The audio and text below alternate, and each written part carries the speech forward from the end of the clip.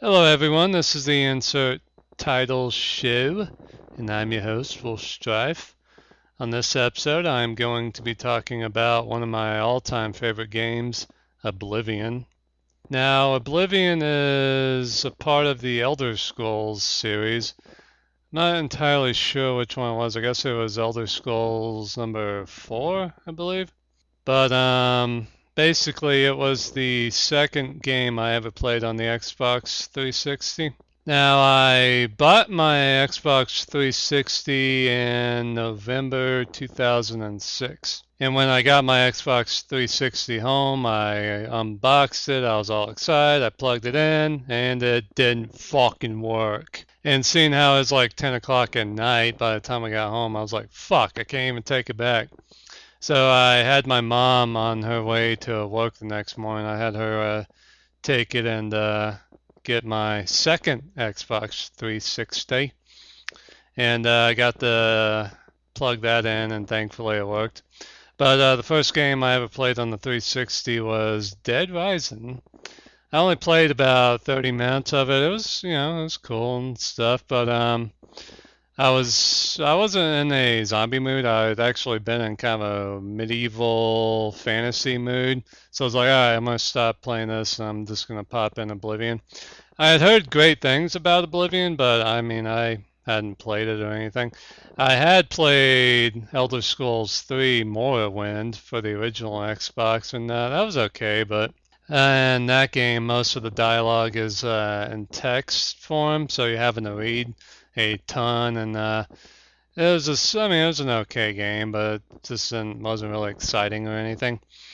But as soon as I put in Oblivion, the music is going in the main menu. Dun, dun, dun. It's really cool opening. Dun, dun, dun, dun, dun, dun, dun, dun, dun, dun, dun, dun, dun, dun, dun, dun, dun. Yeah, stuff like that. And then I'm like, fuck yeah, let's check this out. So I press play, and then you get an intro by what's his name, the guy from Star Trek, Patrick Stewart, I guess. He plays the Emperor, Tiber Septim the Seventh or whatever. And he's like doing this monologue and stuff, and then once he stops talking, you get to see like the whole Imperial City, and the music starts going full on and stuff. I'm like, oh my god, I am so ready for this.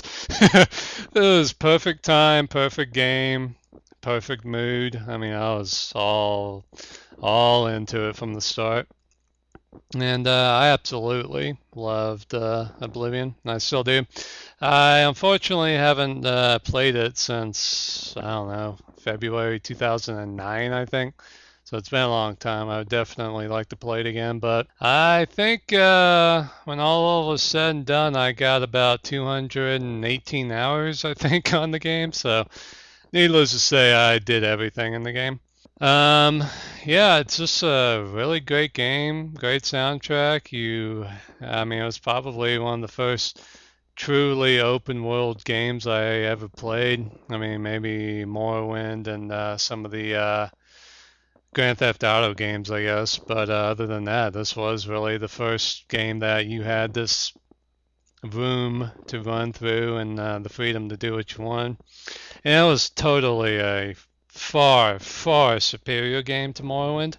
I mean, everything is full on audio dialogue. There's no reading unless you want to read, the subtitles or whatever. The gameplay is awesome. You can do third person, you can do first person, you can dual wield, you can use big two-handed swords and stuff. You can actually fire. You can actually shoot a bow and arrow. You got daggers. You can use a one-handed sword, one-handed axe, and both hand, dual wield that and just run around and shit. I mean, it's just amazing, amazing, amazing, amazing. Now, I actually like Oblivion more than Skyrim, mainly because the main story I thought was a lot better, like the Martin storyline and stuff. And the ending for the main storyline is batshit fucking crazy. So yeah, and I just like the game overall. You get to do some, pretty cool stuff in that one. I thought they were a little bit more imaginative and stuff in this one. And the DLC in Oblivion was a hell of a lot better too than the DLC in Skyrim. Like Shivering Isles is like an 18-hour DLC for Oblivion. You actually get to go to the what the fuck is it called? The plane of Oblivion for madness and stuff. So that's fucking awesome. So when you go there, it's just completely. It's very pretty, but very odd, and kind of has a feel of danger to it. Like I guess kind of like you're talking to a mad person, an insane person. It's kind of weird. But that was a lot of fun. And another one I liked, another DLC one I liked was Knights of the Nine. I liked that a lot. That was really cool. I thought you got to do some really cool stuff in that one. There was some other DLC things you could buy for it that were pretty cool. And I just loved it. I mean, and one little spoiler alert that's kind of cool. Basically, each plane of Oblivion, you got madness, glutton, what was it? Debauchery, yeah, debauchery, thieves. You got, each plane of Oblivion is, it's kind of like the gods. Or each god is a god of a certain thing, and each Daedric prince, kind of the bad demons, are, they have their own thing that they are. And basically, the Daedric Prince of Madness is Sharagorath, and he's pretty interesting. He's got a Scottish accent and stuff. Kind of looks and sounds like Sean Connery. Basically, at the end of the Shivering Isles DLC, you have to fight him and stuff, and at the end, you become the new Sharagorath, and that's pretty cool. But the interesting thing is, in Skyrim, which takes place 200 years after Oblivion, you actually get to meet Sharagorath. And so you're like, wait a minute, this is probably my character from Oblivion. Because in the game, you don't really get to turn into him, but you would think eventually, after a couple of years, you're probably slowly turning into Sharagorath. And then eventually you just run off to the plane of the Oblivion plane of madness or whatever. So that's pretty cool, especially in my mind and how I do things. I have to make things congruent or whatever. So my character in Oblivion, I named him Stephen Strife. And my character in Skyrim, I named him Stephen Strife the Fifth. So, I wanted to kind of have the family line continue and stuff. So that was kind of cool. Stephen Strife the Fifth meeting Stephen Strife the First. So that was pretty cool. But, I mean, it's just an amazing game. The visuals are beautiful and stuff. It's got some creepy moments too. Like you have to spend the night in a haunted house and stuff.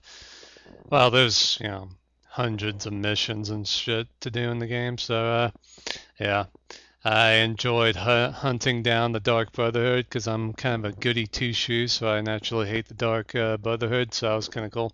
Yeah, I'd collect their hoods and stuff in my house. Each one I would kill, and just cool stuff like that. Vampire hunting and stuff. It's just an amazing game. I just absolutely loved it. I would love to pop it in right now. I'd probably have some fun feelings and memories going, running around and stuff. So, yeah, if you have not done Oblivion, dude, or dudette, you definitely have to do Oblivion. It's absolutely one of the best games ever made, and it's just amazing. So, yeah, check it out. Well, if you have played it, maybe you want to go through it again. I mean, it's just an amazing game. I was very glad when I got all the achievements for it all those years ago. So, yeah, it's just a great game. So, check it out if you haven't, and if you had, maybe pop it in, see what you think, see how it's aged.